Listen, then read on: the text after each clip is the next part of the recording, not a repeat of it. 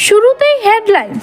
Polygraph টেস্টে গিরগিটির মতো রং বদলাচ্ছে অভিযুক্ত সঞ্জয়। আরও দেখুন বিস্তারিত খবর। কলকাতা আরজিকর মেডিকেল কলেজ ও হাসপাতালের শিক্ষানবিশ চিকিৎসককে ধর্ষণ ও খুনের ঘটনায় অভিযুক্ত সিভিক ভলান্টিয়ার সঞ্জয় রায়কে গ্রেপ্তার করেছে কলকাতা পুলিশ। গ্রেপ্তারের পর সঞ্জয় রায় তার অপরাধ স্বীকার করেছে বলে দাবি করা হয়েছিল।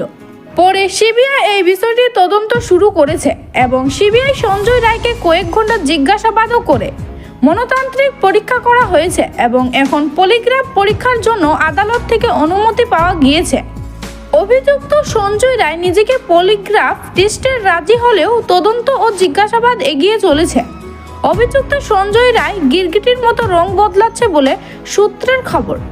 গ্রেপ্তারের পর সঞ্জয় রায় অপরাধ স্বীকার করলেও এখনও নিজেকে নির্দোষ দাবি করেছে। বারবার নিজের বক্তব্য পাল্টাচ্ছে সঞ্জয় রায়। সিবিআই সূত্রের খবর, আরজিকর মামলায় গ্রেফতার অভিযুক্ত সিভিক ভলান্টিয়ার সঞ্জয় রায় বারবার নিজের বক্তব্য পাল্টাচ্ছে। তার বক্তব্য অনেক অমিল পাওয়া গেছে। এর আগে কলকাতা পুলিশের হেফাজতে থাকা অবস্থায় জিজ্ঞাসাবাদে অপরাধের কথা স্বীকার করেছিল অভিযুক্ত। তবে তদন্ত সিবিআইয়ের হাতে থেকে যেতেই গিরগিটির মতো রং বদলাতে শুরু করেছে অভিযুক্ত।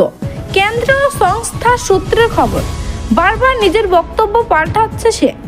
সিবিআই সূত্রের খবর, জিজ্ঞাসাবাদে সে বিভ্রান্তিকর তথ্য দেওয়ার চেষ্টা করছে।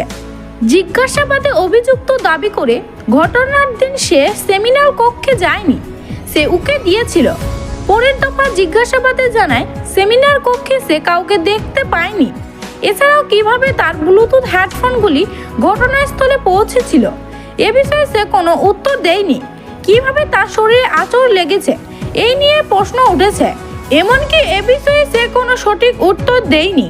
তাই সিবিআই অফিসারদের জন্য অভিযুক্তের পলিগ্রাফ টেস্ট খুবই গুরুত্বপূর্ণ। আরজিকর কাণ্ডে 7 জনের পলিগ্রাফ টেস্ট, বিপদ বাড়ল সন্দীপের মামলা দায়িত্বের। আরজিকর হাসপাতালে তরুণী চিকিৎসকের ধর্ষণ ও খুন মামলায় সিবিআই নিবিড় তদন্ত চালাচ্ছে। এই ঘটনার রহস্য উদ্ঘাটনের জন্য তদন্তকারীরা বিভিন্ন কৌশল অবলম্বন করছে। মূল অভিযুক্ত সঞ্জয় রায়, প্রাক্তন অধ্যক্ষ সন্দীপ ঘোষ, 4 জন জুনিয়র ডাক্তার এবং 1 জন সিভিক ভলান্টিয়ার পলিগ্রাফ টেস্ট করানো হয়েছে। সিবিআই এই টেস্টের মাধ্যমে ঘটনার সত্যান্ত নিশ্চিত করতে চায় এবং জানাতে চায় যে এই ঘটনায় আর কেউ জড়িত ছিল কিনা। সন্দীপ ঘোষকে 100 ঘন্টার বেশি সময় ধরে জিজ্ঞাসাবাদ করা হয়েছে। সিবিআই জানাতে চায় যে সন্দীপ ঘোষ কখন এবং কিভাবে এই ঘটনার কথা জানতে পেরেছিলেন এবং কেন পুলিশের খবর দিতে দেরি করেছিলেন।